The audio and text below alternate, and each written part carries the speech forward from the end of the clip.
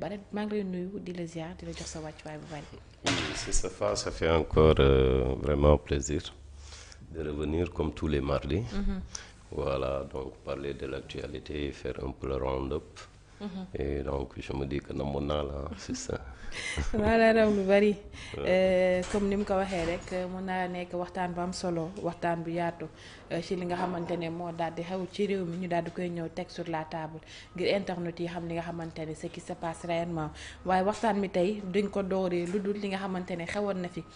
ci semaine bi passé jëmale woon ko ci seen distribution chaîne ay flyers moom li nga xamante ne mooy Red Black àndoon nag ki nga xamante ne mooy Abdou Karim negeen yu boobu ñu doon wax kan ñoo distribuer ay flyers ci li nga xamante ne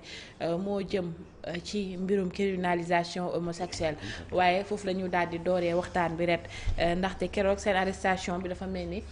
ñuy wax que ne arrestation musclée mun nga ñoo expliquer lan moo war a arrestation bi ak ci lan ngeen doon dox ba keroog bu police yi daal leen teg loxo. Waaw, donc merci pour cette question, c'est important parce que comme vous le savez le samedi 6 décembre 2025, samedi bi passé, nous avons été arrêtés, nous le collectif du peuple askan bi, man Red Black, Karim Gueye Xurum Xaq, Masek Mbaye, Babacar Ba et Matar Ba. Donc comme on avait annoncé ici lors de notre dernière émission que nous allons faire ce qu'on appelle la promotion citoyenne. Xam nga ñun suñu devoir aujourd'hui moom mooy yee askan bi gindi askan bi fàttali ñi nga xamante ne ginnaaw bi ñu leen votelee ba fal leen ci bopp réew mi di leen fàttali les promesses yi nga xamante ne ni moom moo taxoon ñu fal leen te ci promesses yooyu daf cee bokk li ñuy wax la loi criminalisant l'homosexualité daf cee bokk aussi li ñu naan l'abrogation ou l'annulation de la loi d'amnistie. Ouais. Donc ñun damuñu woon pour xeex damuñu pour xuloo ay flyers lañ doon séddale te on était juste 5 personnes. D'accord. Donc dañoo ñëw commencé tàmbali suñu distribution de flyers. Ouais. Ndekete ñun bi ñu ñëwee ñun 5 personnes fekk nañ fa ay kami alkaati yu bëree bëri yoo xamante ne nii daanaka ñoom ñoo encercler Sandaga bi yëpp avec aussi ay hommes de tenue yoo xamante ne dañoo civilu donc ñoom ñu ngi ñu doon xaar. Donc c'était préparé à ça. C'était trop préparé donc on a tombé ci seen mains yi donc ils nous ont même pas donné un temps de répit dañoo fekk Karim fële muy joxe ay flyers am comme ni nga ko gisee ci vidéo yi. ñu jàpp ko man ak Masek Mbaye waa Pastef ndekete ñoom it ñu ngi ñuy xaar ci marché bi marché Sandaga. Donc ce qui veut dire que ñun waa Pastef ñu ngi ñuy xaar mais aussi alkaati Sénégal yi ñu ngi ñuy xaar. Donc il y avait une armée de militants et une armée de sécurité nationale yoo xamante ne ñu ngi doon xaar 5 personnes yoo xamante ni dañoo ñëwoon juste pour distribuer ay flyers. Fàttali askan bi ne Ousmane Sonko de moo ne woon buñ ko joxee majorité assemblée nationale li muy njëkk a voté mooy criminaliser góor jigéen. D'accord. Loolu est-ce que jar na jàppe Déedéet. Ousmane Sonko moom moo ne woon buñ leen joxee majorité bu ñu ñëwee dañuy lever loi amnistie bi. Ouais. Taxaw na assemblée nationale de bu fekkee ñun ñoo tax ngeen di voté loi amnistie bi ñun bëgguñu. Donc li taxoon ñu voté leen loolu lañ leen di fàttali ci kaw loolu ñu jàpp Karim jàpp Babacar Ba jàpp Matar Ba jàpp man Red Black ak Masek jaay ñu doole paqueté ñu dugal ñu ci oto bi yóbbu ñu central. D'accord. Bi ñu demee ba central gars yi dugal ñu ci violon yi maa ngi sant yàlla nag bu baax quoi parce que Karim nit ku gëm yàlla la. Et c'était pour la première fois man ma julli ci biir violon man maa nekkoon naayam bi te xam nga naturellement Karim moom nitu diine la quoi nit ku bëgg yàlla la. nitu yàlla la nit ku sell la en fait. D'accord. waaw man maa leqam moom mu jiite ñu toog ñaan te xam ni ñun li ñuy def jaamu yàlla rek la. ñun duñu ay bandi duñu ay kacapan duñu ay tojkat duñu ay sàcc duñu ay reykatu nit.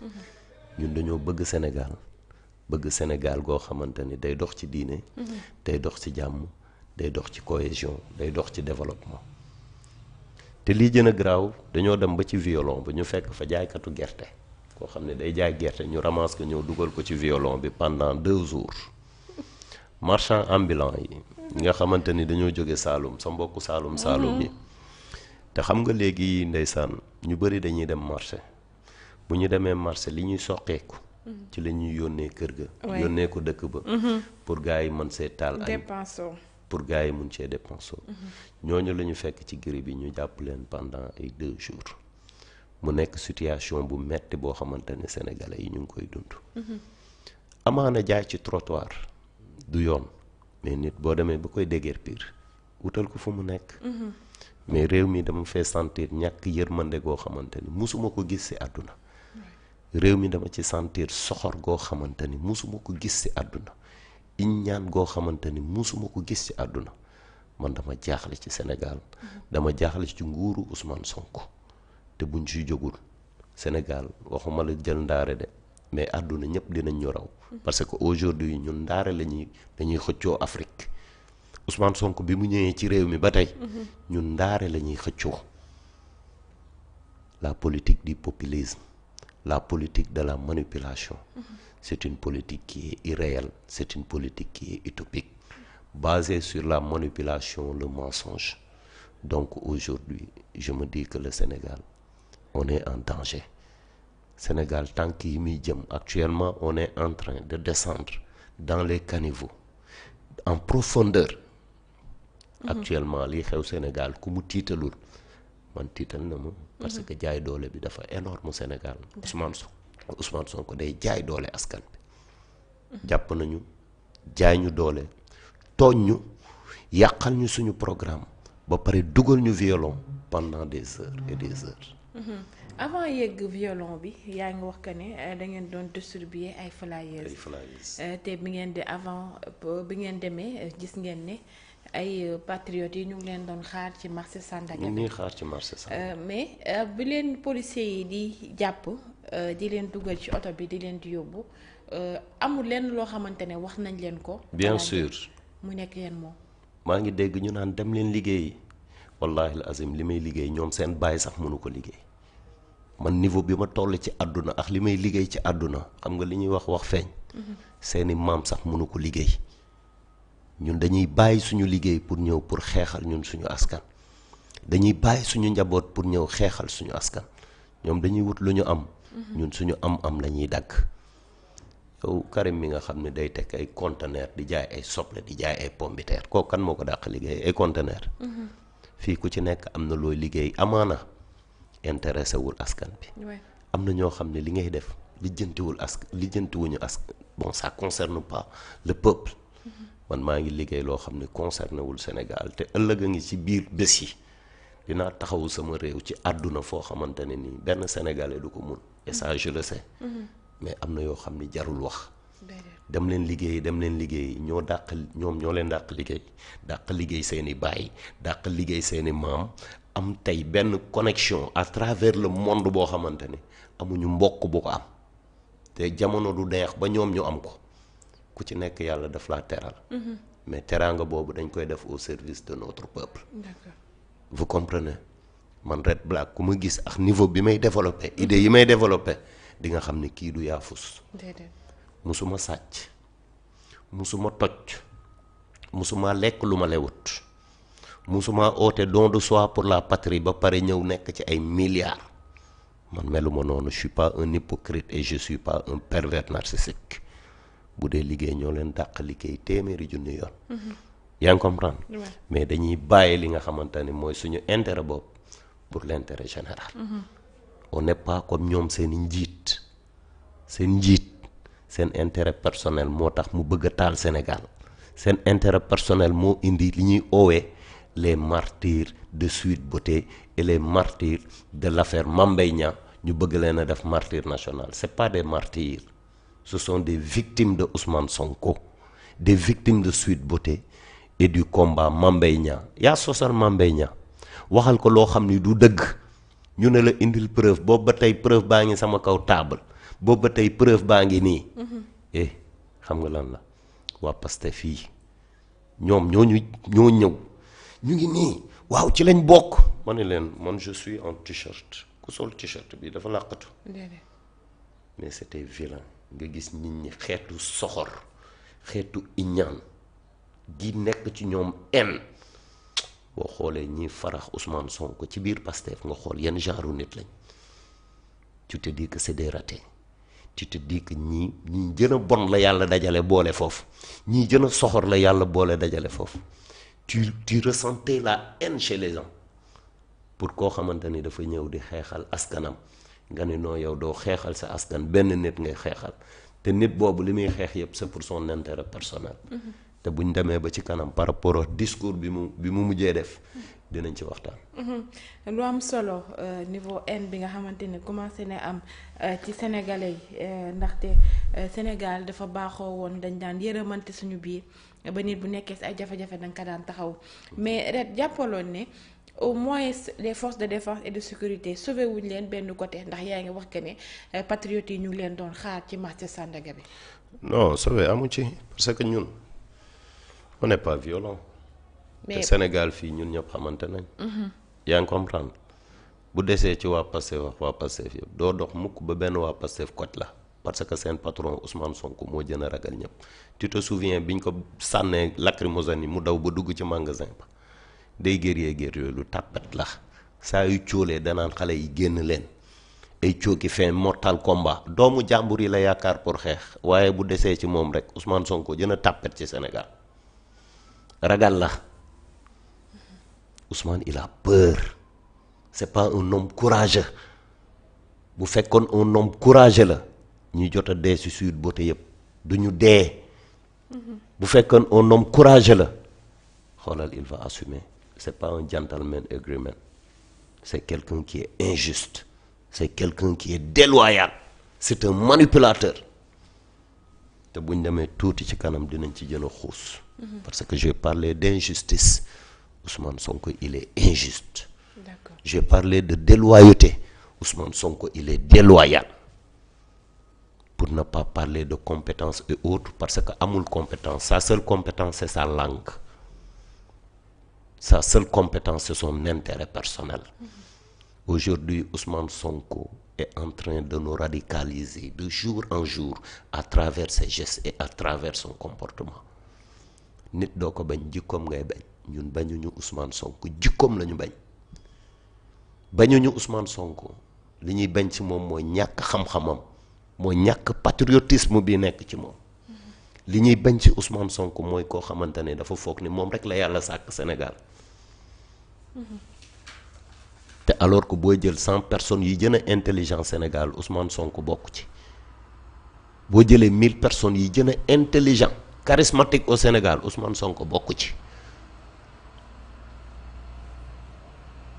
xam nga temps yi ñu ngi wax benn wax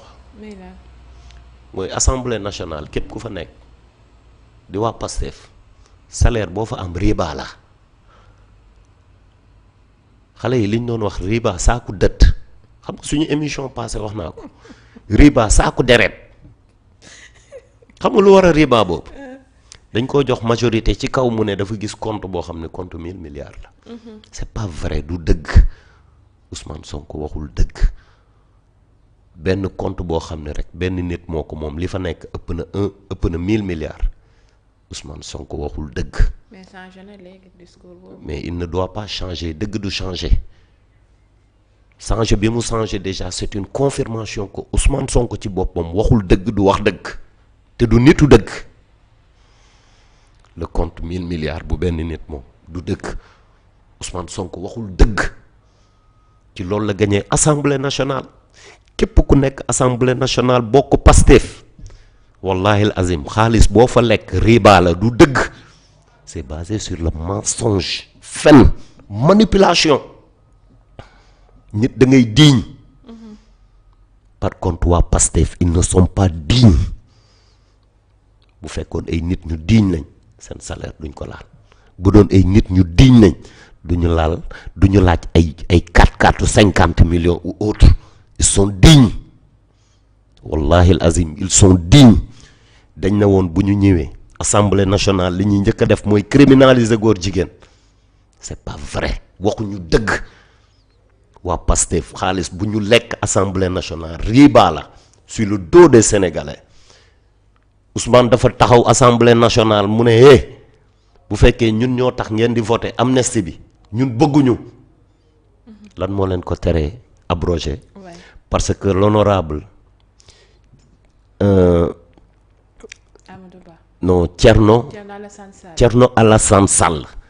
mais dugal na proposition de loi bi pour gars yi voter ko li mu ko porté peut-être moo leen déranger wala ñoom ils n'ont pas voulu répondre favorablement et voter la demande sociale qui est l'abrogation et l'annulation de la loi d'amnistie. Amadou Ba a proposé parler de interprétation yëfu njublang la yëfu trian la yëfu malhonnête la.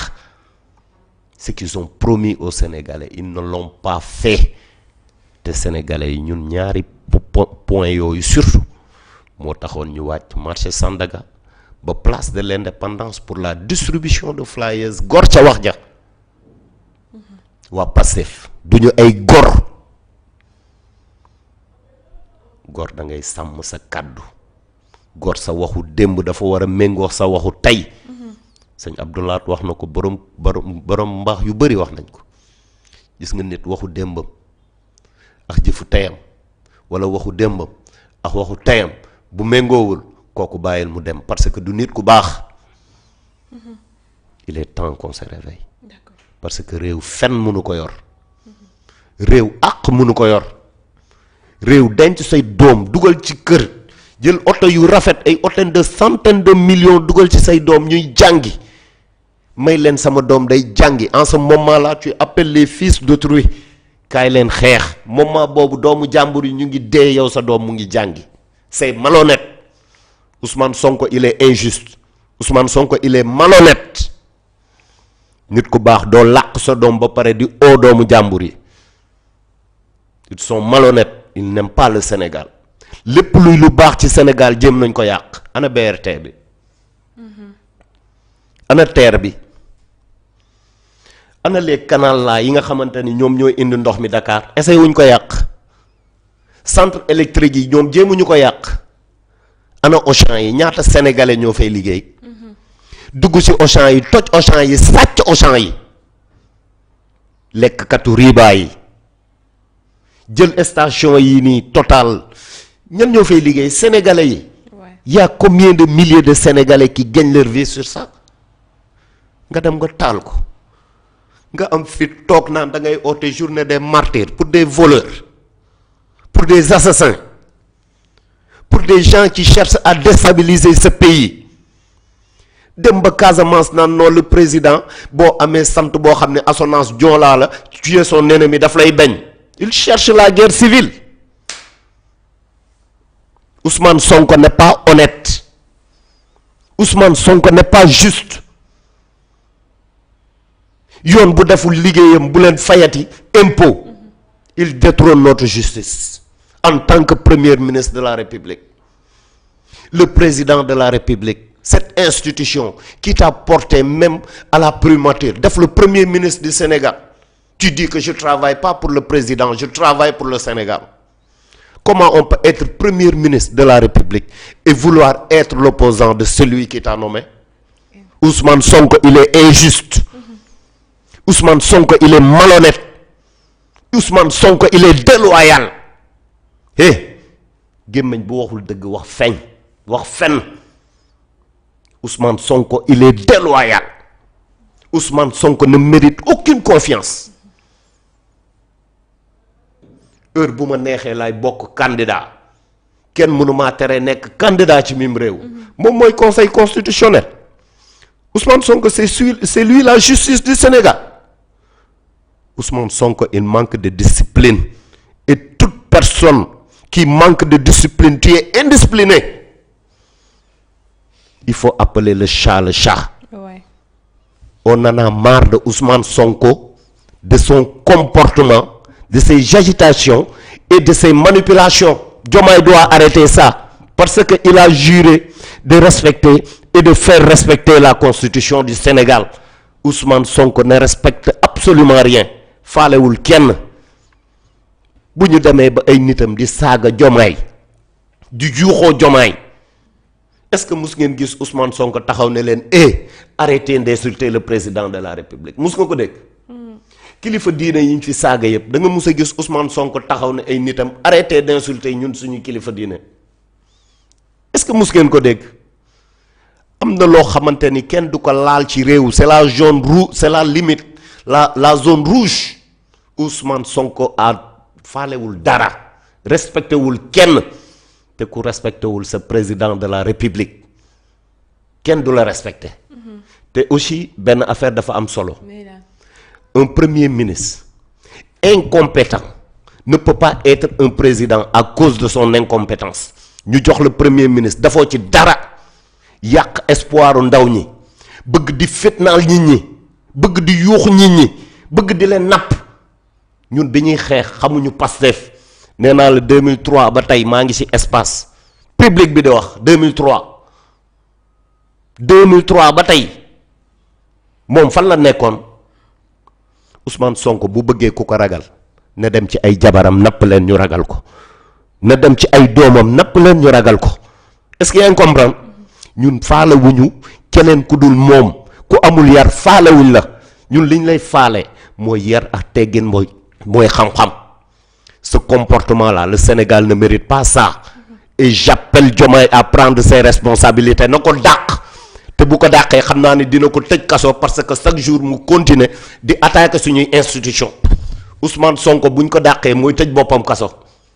parce que dina génn saaga Diomaye dina génn saaga suñu magistrats yi comme il a l'habitude de le faire. Il traite nos magistrats de comploteurs. C'est pas vrai moo tooñ. Il n'a qu'à assumer nit da ngay nekk gentleman agreement yaa tooñ boo tooñee doo nangu ni da nga tooñ. On en a marre du comportement de Ousmane Sonko. Le Sénégal ne mérite pas ça. Nous voulons la paix jàmm la ñu bëgg. lu am solo jàmm la paix la ñu bëgg.